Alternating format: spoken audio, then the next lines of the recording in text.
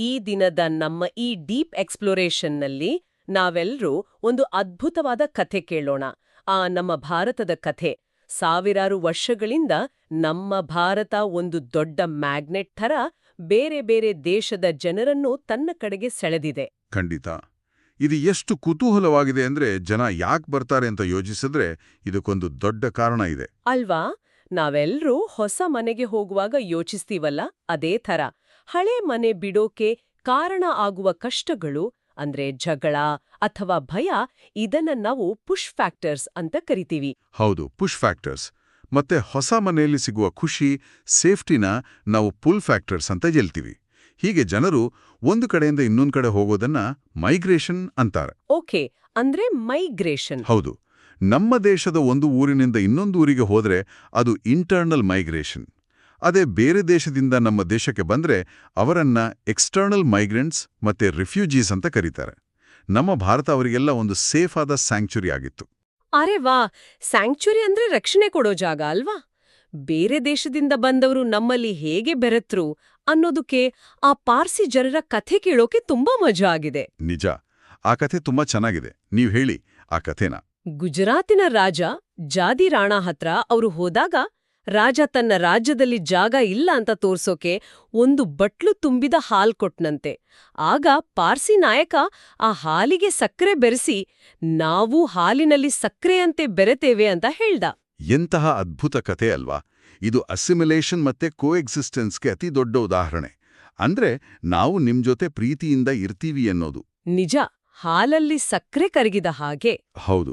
ಇದೇ ರೀತಿ ಯಹೂದಿಗಳು ಬಂದು ತಮ್ಮ ಪ್ರಾರ್ಥನೆಗೆ ಸಿನಗಾಗ್ಸ್ ಕಟ್ಟಿದ್ರು. ಸಿರಿಕ್ ಕ್ರಿಶ್ಚಿಯನ್ನರು ನಮ್ಮ ದೇವಸ್ಥಾನಗಳ ಮುಂದೆ ಇರೋ ಹಾಗೆ ದೀಪಸ್ತಂಭನ ತಮ್ಮ ಚರ್ಚ್ ಮುಂದೆ ಕಟ್ಟಿದ್ರು. ಯಾರೂ ಜಗಳ ಮಾಡ್ಲಿಲ್ಲ. ವಾವ್! ಆದ್ರೆ ಎಲ್ಲರೂ ಕಷ್ಟಪಟ್ಕೊಂಡೇ ಭಾರತಕ್ಕೆ ಬಂದವರಲ್ಲ ಅಲ್ವಾ? ನಮ್ಮಲ್ಲಿ ಸಿಗುವ ಮಸಾಲೆ ಪದಾರ್ಥಗಳಿಗಾಗಿ ಬಹಳಷ್ಟು ಜನ ಶಾಪಿಂಗ್ ಮಾಡೋಕ್ ಬಂದ್ರು ಅಂತ ಕೇಳಿದೀನಿ. ಖಂಡಿತ, ಶಾಪಿಂಗ್ ಅಂತಾನೆ ಹೇಳಬಹುದು. ನಮ್ಮ ಭಾರತ ಪ್ರಪಂಚದ ಸೂಪರ್ ಮಾರ್ಕೆಟ್ ಆಗಿತ್ತು. ಆಫ್ರಿಕಾದಿಂದ ಬಂದ ಸಿದ್ದೀಸ್ ಬಗ್ಗೆ ನನಗೆ ತುಂಬಾ ಕುತೂಹಲ ಇದೆ.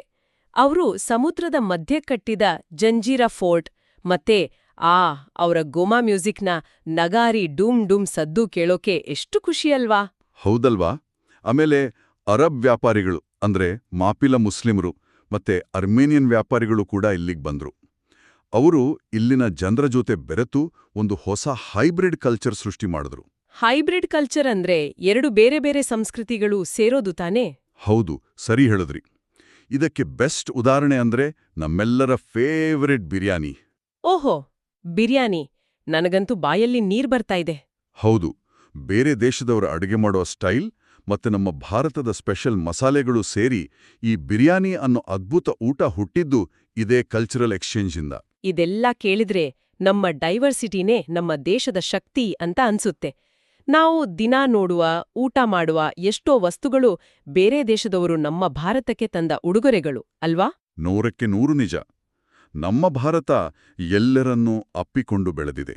ಹಾಗಾದ್ರೆ ಮುಂದಿನ ಬಾರಿ ಊಟ ಮಾಡುವಾಗ ಯೋಚನೆ ಮಾಡಿ, ತಟ್ಟೆಯಲ್ಲಿರುವ ಯಾವ ತರಕಾರಿ ಅಥವಾ ಮಸಾಲೆ ಪದಾರ್ಥ ನೂರಾರು ವರ್ಷಗಳ ಹಿಂದೆ ಹಡಗಿನಲ್ಲಿ ನಮ್ಮ ದೇಶಕ್ಕೆ ಬಂದಿರ್ಬೋದು ಅಂತ.